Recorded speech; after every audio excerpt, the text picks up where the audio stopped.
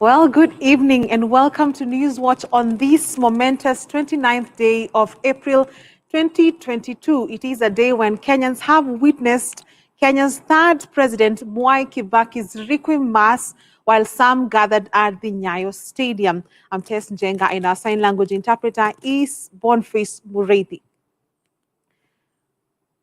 President Uhuru Kenyatta led the country in mourning former President Emilio Mwai Kibaki, who was today accorded a state funeral service with full military honors. Speaking during the service held at the Nyayo National Stadium, President Kenyatta celebrated his predecessor as the man, the leader and the visionary, and further described Kibaki as one of Kenya's greatest statesmen and a leading architect of the modern Kenya.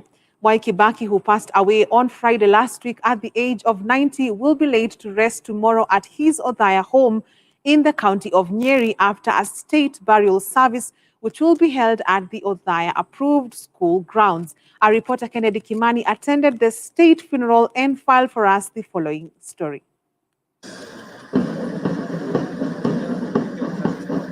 As early as 6 a.m., Kenyans from all walks of life braved the chilly Friday morning weather as they thronged to the Nyayo National Stadium in Nairobi to bid farewell to the country's third president, Emilio Stanley Mwai Kibaki. President Uhuru Kenyatta led the nation in paying glowing tributes to Kibaki, who was today accorded a state funeral service with full military honors. Speaking during the state funeral service, President Kenyatta eulogized Kibaki as the man, the leader, and the visionary, further describing Kibaki as a modest man who did not believe in loud shouting but found virtue and joy in doing the ordinary things that fulfill his purpose. Kibaki, the man, had an incredible gift of tolerance. He had the ability to take in pressure and pain without showing distress. This ability to lead himself against the noise and buzz is what brought Mzee Kibaki this far. His ability to lean in and deal with his most darkest and difficult moments, not in public, but in seclusion, is what distinguishes him as a great leader. President Kenyatta further described his predecessor as an astute leader who oversaw the country's economic growth through Vision 2030 and set the foundation for future growth. As one of the last standing heroes of our independence struggle, he had a special calling to execute the last chapters of the vision of our founding fathers, and he did this with surgical precision and a total disregard for what the naysayers thought of him. He finished the last mile of our founding vision as a nation, but he did not stop there. He helped us lay the foundation upon which future generations shall also build. Whereas President Kibaki has rested and a remarkable life ended, his service to our country will not rest until the last mile of his bold vision for our country, Kenya, is complete. Deputy President William Ruto eulogized Kibaki as a man of simplicity who laid a firm foundation in education, infrastructure, and an architect of Kenya's economy. On his part, former Prime Minister Raila Odinga, who was part of the coalition government with Kibaki, eulogized Kibaki as a man of conviction who loved simplicity. We celebrate his achievements, his contribution, and his rich and solid legacy. President Kenyatta has been a good student of President Mwai Kibaki. I know that as his deputy. So I've truly lost a friend. The country of Kenya has lost a true patriot, a great leader whose value will only be known with the time as time continues to unfold. Mwai Kibaki passed away on the 22nd of April, and his body lay in state from Monday to Wednesday this week at the Parliament buildings in Nairobi, where Kenyans had an opportunity to pay their last respects to Kibaki. Kibaki served as Kenya's third president from the year 2002 to 2012 before handing over to President Uhuru Kenyatta. Kibaki, the man, the leader, the visionary. It has been more of a celebration than mourning of the third president of the Republic of Kenya, Emilio Stanley Mwai Kibaki, with his successor, President Uhuru Kenyatta, describing Kibaki as a legend and a man of purpose. Kibaki will be laid to rest at his Othaya home in Nyeri County on Saturday. Kennedy Kimani, Hope TV Newswatch at the Nyayo National Stadium, Nairobi.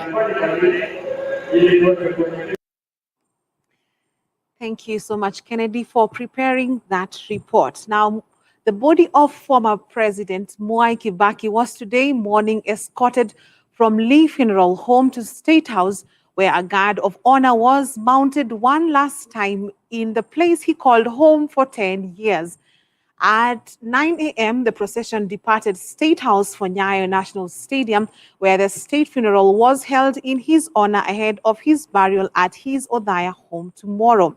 Kenyans braved the chilly morning weather to join visiting leaders and heads of state to pay last tribute to the former president, an event that was led by President Uhuru Kenyatta and conducted by the military.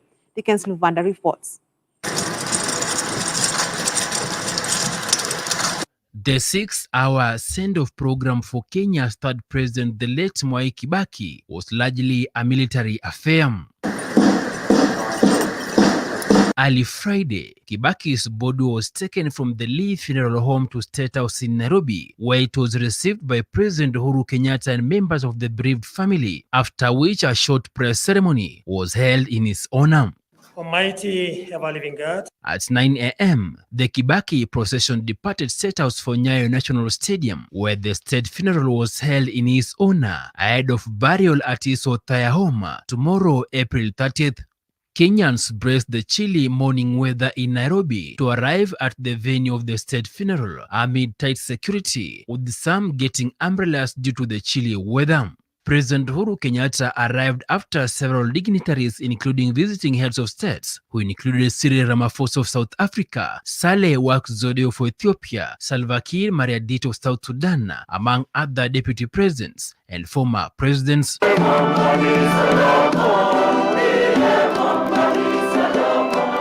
Given that Kibaki was a Catholic, the Mass was celebrated by Nairobi Diocese Archbishop Philip Anyolo, assisted by Archbishop Martin Kivuva of the Nyeri Diocese, with the family banning politics in the event. At around 2 p.m., the event came to a close, and Kibaki's remains were returned to Lee Funeral Home, awaiting Saturday transportation to Othaya, Nyeri County for burial via road. Deacon Sulvanda, Hope TV Newswatch.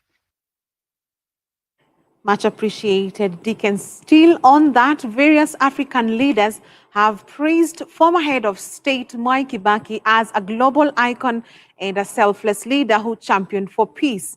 Ethiopia's President Saleh Work Zewde eulogized the late former President Mwai Kibaki as a true friend of Ethiopia who improved relations between the two countries by signing a special status agreement that laid the foundation for the economic growth of the region. On his part, South Sudan President Salva Kiir, whose message was read by Minister of State in the presidency, said President Kibaki played a key role in the signing of a comprehensive peace agreement in 2005 that secured the self-determination of the people of South Sudan. The people of Kenya, when President Mwai Kibaki took over from Daniel Arap Moi, he ensured that the peace process that led to the signing of the comprehensive peace agreement in 2005 secured the right of self-determination for the people of South Sudan. President Mwai Kibaki was a true friend of Ethiopia before and after assumption to the presidency, his assumption to the presidency. During his tenure, Ethiopia and Kenya made tremendous strides in elevating our long-standing relations. This was seen through the achievement that we have jointly registered, both at the national and regional levels.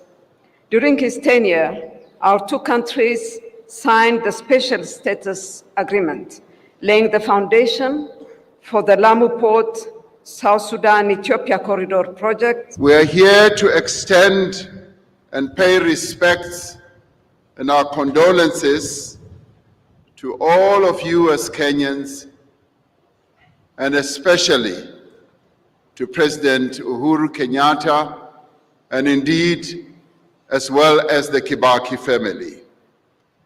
We feel the pain and anguish that you are all going through, but at the same time, we also believe that you are all collectively here to celebrate a life of a great statesman.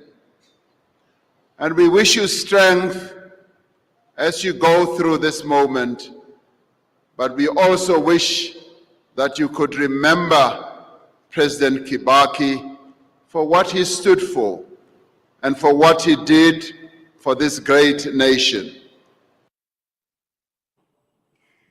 Jimmy Kibaki, the son of the late former President Mwai Kibaki, expressed his gratitude to Kenyans for condoling with the family following the passing of his father. While speaking today at the state funeral, Jimmy thanked the president, his deputy, and Kenyans and the military for honoring his father. He also hinted that he may be running for the top office in future, saying he could get used to the salutation he has been receiving since Monday when he visited the parliamentary buildings for body viewing. We, the Kibaki family, would like to thank our fellow Kenyan citizens who have come out to honor Mzee, to mourn with us, to grieve with us, to condole with us, and to tell us pole. We have met so many Kenyans on Monday, Tuesday, and Wednesday when Mzee was lying in state. And we have listened to stories of how he was their father, their grandfather, somebody they related with, like,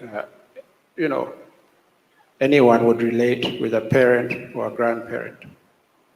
And we realized as a family that the loss was as great for Kenyans as it was for us. And that, in its own way, comforted us. On the same breath, Nyeri Archdiocese Catholic Archbishop Anthony Muheria has been praised on social media platforms and is also trending on Twitter for wisely handling a situation where a man ran to the dais seeking to speak shortly after President Uhuru Kenyatta had made his remarks.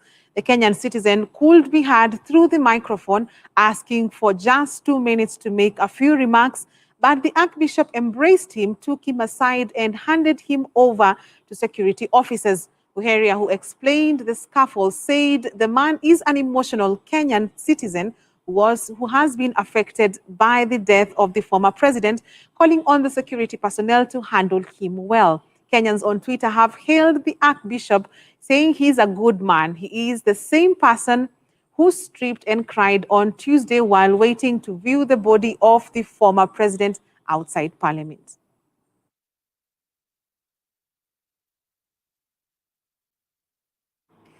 Great leadership indeed. On that note, let's take our first break on Newswatch tonight. We have plenty more after the break.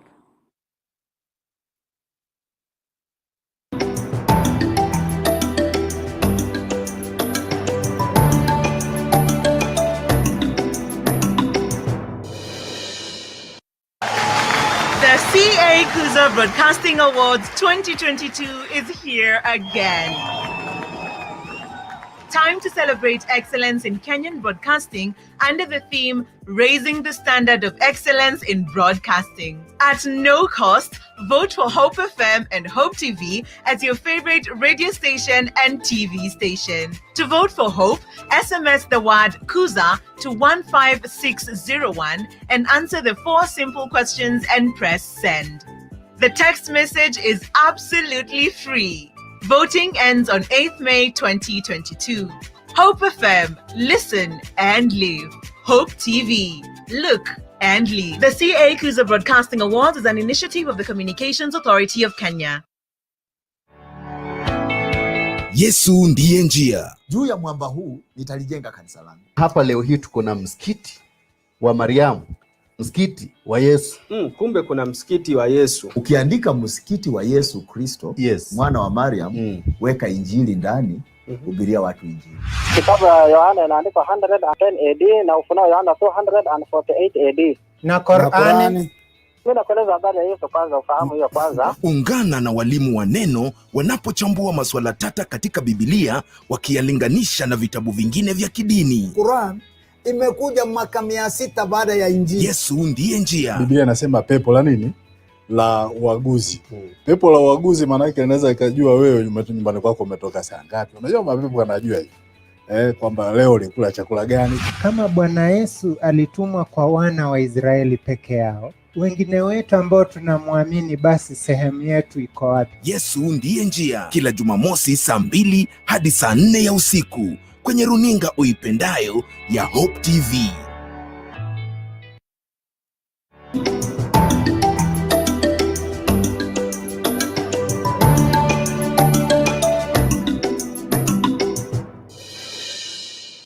Welcome back. Glad you're still with us. To some politics.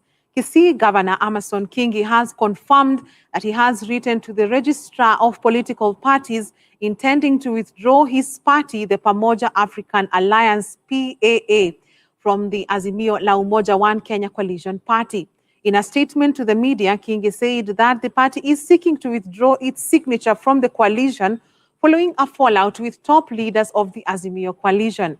PAA's National Executive Council also claimed that the party has been kept in the dark of Azimio's affairs and has been unable to access the coalition agreement or understand its terms despite signing the agreement a few weeks ago. Kingi, however, denied reports that he was heading to the Kenya Kwanza Alliance led by Deputy President William Ruto, terming the reports as inaccurate and false.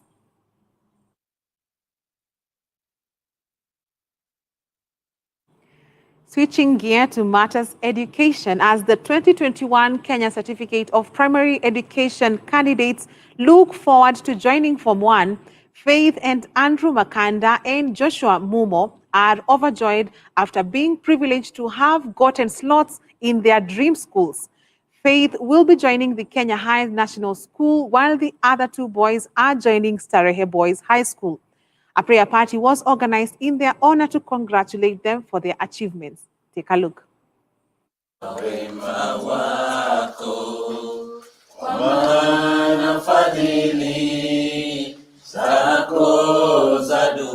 I was called to Kenya High and I'm very happy that I'm going there. I want to study medicine and specialize in maybe ophthalmology or dermatology. For my parents, thank you very, very much. I'm very grateful for being supportive, for the good advice you've given me, for always getting out of your way to provide for me. I'm being admitted in Starehe on Tuesday. I'm excited because it is my first choice. Yeah, kind of anxious. I want to tell my parents thank you for the motivation, the paying of school fees, and being there for me, and also sending the admission. My dad sent the admission to me. I think he was in a meeting and he sent it and he was very happy. My name is Joshua Mumo. I'm from Kitengela International and I'm going to Nairobi School. I would like to thank my parents for their support, for their struggle, for what they have done to me. It's not easy, and may God bless them.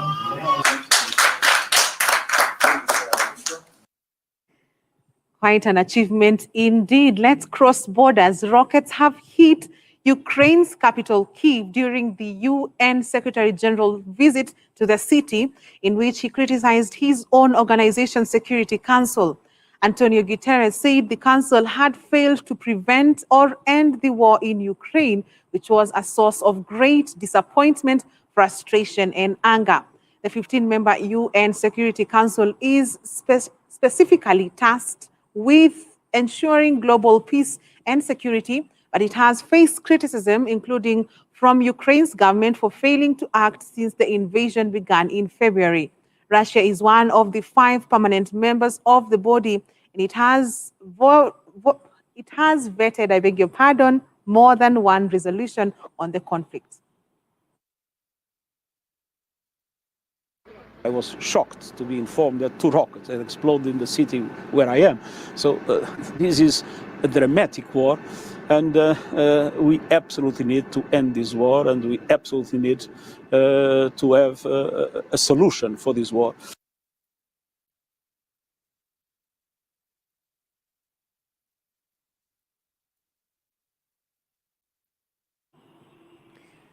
Let's take another short break. We will be back with business news.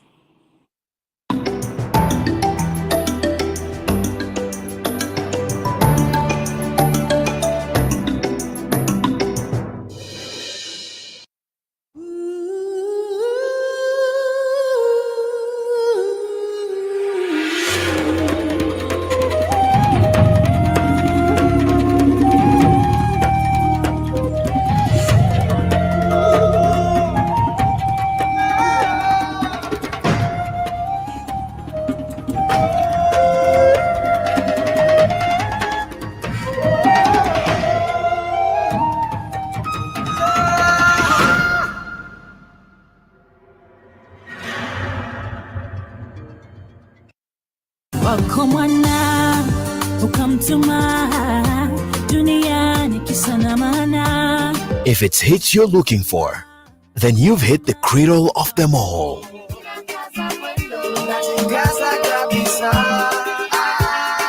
We know you have great taste for music, and we do too. All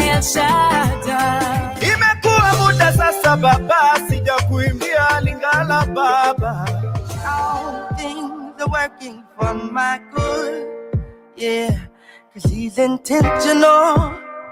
Enjoy all-time Christian hits every Tuesday at 12:30 p.m. on Hope Junction. So speak life to the deadest, darkest night. Speak life, speak life.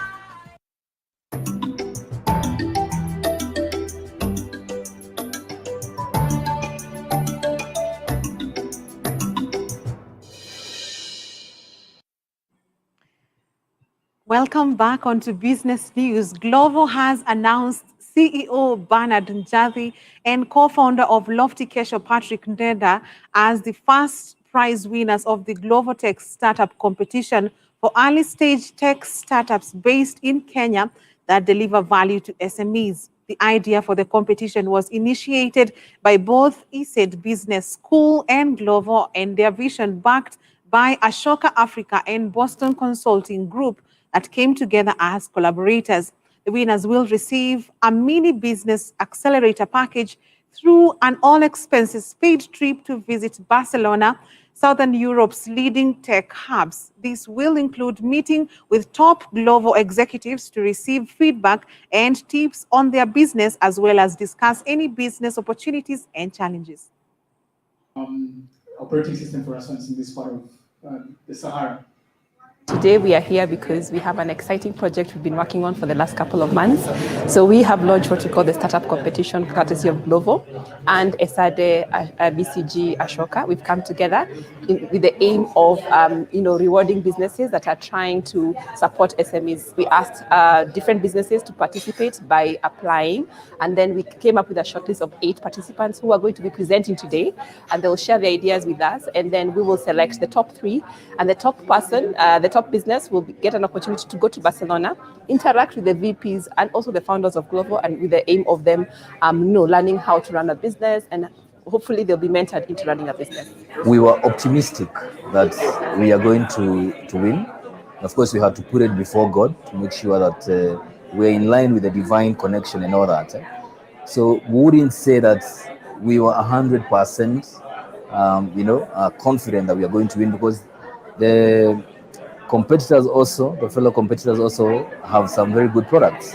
So what I would tell other startups out here that are trying to move forward and succeed in the business, the first thing is, one, you have to put everything to God, whether you like it or not. Just put it to God. That's number one. Number two, you have to truly address a problem that you truly know is a true problem. We are looking forward to a lot of things as far as the Barcelona trip is concerned. The first thing is to be able to properly dissect our business model, our revenue model, and also our scalability and sustainability angle of the business. We're also looking at how are we going to understand different sectors within our value ecosystem of livestock and how we are going to make use of it. And LG Electronics today announced first quarter 2022 consolidated sales of 2.03 trillion Kenya shillings, the highest quarterly revenue in company history. The operating profit of 180.54 billion Kenya shillings was positively impacted by royalty income, partially offset by a one-time workforce restructuring cost.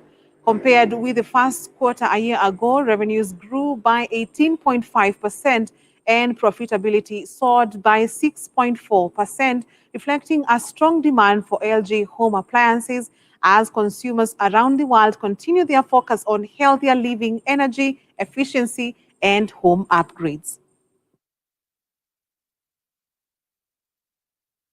On to our sports news now. Cristiano Ronaldo's 5th goal in 3 games salvaged a point for Manchester United in a 1-1 draw against Chelsea on Thursday at Old Trafford. The visitors were thoroughly dominant in the first half at Old Trafford, but were unable to find a way past De Gea, who made saves from Kai Havertz and N'Golo Kante. But Chelsea finally broke the deadlock midway through the second half when Marcos Alonso volleyed home from an angle. With only 3 games left to play in the league, United are now in 6th place on the EPL table, 5 points behind 4th place Arsenal, and having played 2 matches more than the Gunners. Chelsea consolidated their 3rd place in the table and are 6 points above Arsenal. Meanwhile, Manchester United interim manager Ralf Rangnick has signed a 2-year deal with Austria and will join up with them after the Premier League season ends in May. The 63-year-old German will still take on his consultancy role with United as planned at the end of the season. And Jurgen Klopp has signed a contract extension with Liverpool that will keep him at the club until the year 2026. Klopp and his closest staff were already tied down until 2024, and they have prolonged the agreements by 2 years. It has long been expected that Klopp, who took charge in October 2015, would leave Liverpool and take a sabbatical after the 2023-2024 campaign. However, the German has been re-energized by his side's chase for the quadruple this season. Assistant managers Pep Lingers and Peter Krolz have also penned similar deals at the Reds coaching team prepare for another, Reds coaching team, prepare for another 4 years at the club.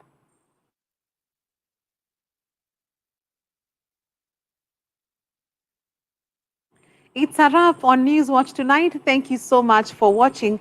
I'm Tess Jenga and our sign language interpreter is Boniface Mureithi. Have a lovely weekend and be blessed.